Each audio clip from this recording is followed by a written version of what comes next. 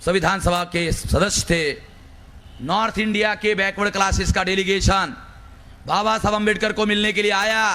वो पहले पंजाब राव देशमुख के पास गया और पंजाब राव को उन्होंने कहा कि पंजाब राव जी, हमें डॉक्टर बाबा साहब अम्बेडकर से मिलना है, आपकी दोस्ती है, आप उनको मिलाओ। तो उन्होंने कहा क्यों? नहीं, बैकवर्ड क्लासेस के लिए संविधान में कोई प्रोविजन होना चाहिए।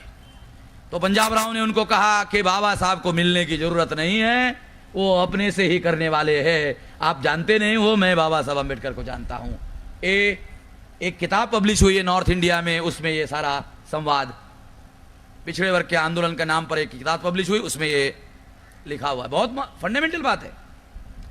यानी कितने बैकवर्ड क्लासेस के मासेस को, बैकवर्ड क्लासेस के कार्यकर्ताओं को, बैकवर्ड क्लासेस के चिंतकों को, पढ़े लिखे लोगों को, बैकवर्ड क्लासेस के जो नेता है, कितने लोगों को जानकारी है। और जब संविधान सभा में संविधान लिखा जा रहा था, बैकवर्ड क्लासेस में उस समय संविधान के ड्राफ्ट के संबंध में कितने बैकवर्ड क्लासेस के लोग थे जो डिसाइसिवली बात जानते थे और संविधान को इन्फ्लुएंस कर सकते थे।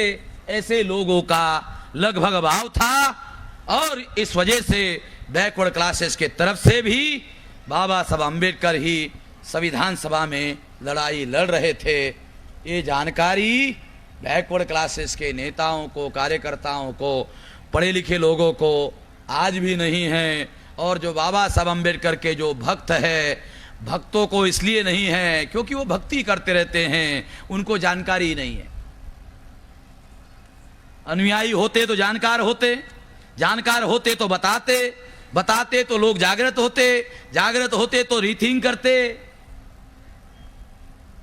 ये सारी बातें ये सिद्ध करती है कि गांधी जी बैकवर्ड क्लासेस के समर्थन में नहीं थे। गांधी जी वर्ण व्यवस्था के समर्थक थे, गांधी जी जाति व्यवस्था के समर्थक थे। जो वर्ण व्यवस्था और जाति व्यवस्था का समर्थक होता है वो अस्पृश्यता का भी समर्थक होता है। एक अछूत को मंत्री पद से हटाने के लिए गांधी जी ने प्रयास किया था, सिद्ध होता है गांधी जी अस्पृश्यता के भी समर्थक थे। गांधी जी जब यहां बॉम्बे में आए, वाल्मीकि बस्ती में, भंगी बस्ती में गए, बाबा साहब अम्बेडकर के साथ भी भंगी जाति के कार्यकर्ता थे। बाबा साहब अम्बेडकर ने गांधी जी को फंसाने की योजना बनाई। बाबा साहब अम्बेडकर ने एक भंगी कार्यकर्ता को बुलाया, उसको कहा कि बढ़िया क्वालिटी के फल खरीदो और शुद्ध सफेद कपड़े पहनो, एकदम साफ सुथरे, और गांधी जी को मिलने के लिए जाओ और उनको कहो, गांधी जी आपके नाश्ते के लिए मैं ये गरम गरम दूध और गरम गरम मैं सेब लाया हूं, आप खाओ। तो गांधी जी ने कहा वो सेब मेरे बकरी को खिला दो और मैं दूध पीता नहीं हूं। बाबा साहब ने पहले कहा था ये बंगी को, तेरे हाथ का गांधी जी खाने वाले पीने वाले नहीं है। जब उसने अनुभव किया और वापस आया, अपने बस्ती में जाकर हंगामा किया। जैसे ही हंगामा किया, गांधी जी को लगा कि अब वाल्मीकि बस्ती में रहना बहुत खतरनाक है, वहां से तुरंत भाग गए। एक ग्रेजुएट भंगी को जब उसने लेटर लिखा गांधी जी को कि गांधी जी आप हमारे मसीहा हैं, मुझे संविधान सभा में नॉमिनेट कर दो, आप कर सकते हो, आप महान हो, बहुत महान हो।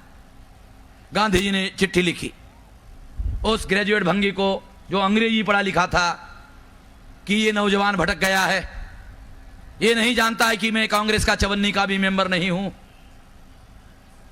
ये बात भी सही थी कि गांधी जी ने कांग्रेस का इस्तीफा दिया था, ये बात सही है, गांधी जी ने चवन्नी कांग्रेस का इस्तीफा दिया था। अब गांधी जी ने कांग्रेस का इस्तीफा क्यों दिया था? क्योंकि कांग्रेस में बहुत बदमाश लोग इकट्ठा हो गए थे, बहुत ज्यादा बदमाश इकट्ठा हो गए थे। गांधी जी ने सोचा ये सारे बदमाशों की जिम्मेवारी मेरे ऊपर आ जाएगी, मेरा महात्मापन खतरे में पड़ जाएगा, सारे लोग मुझे जिम्मेवार मानेंगे। तो गांधी जी ने इस्तीफा दिया। इस्तीफा देने के बाद कांग्रेस के लोगों को बड़ा डर लगा। वो वहां गांधी जी के पास मिलने के लिए, अरे वो कांग्रेस कैसे चलेगा?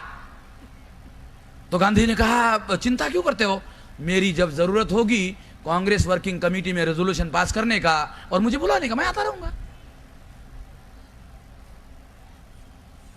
क्या कहा कि तुम घबराओ मत, कि मेरी जब जब भी जरूरत होगी कांग्रेस वर्किंग कमेटी में रेजोल्यूशन पास करना कि गांधी जी की जरूरत है और हम गांधी जी को सर्वाधिकार देते हैं, तो मैं आता रहूंगा, नेतृत्व करता रहूंगा।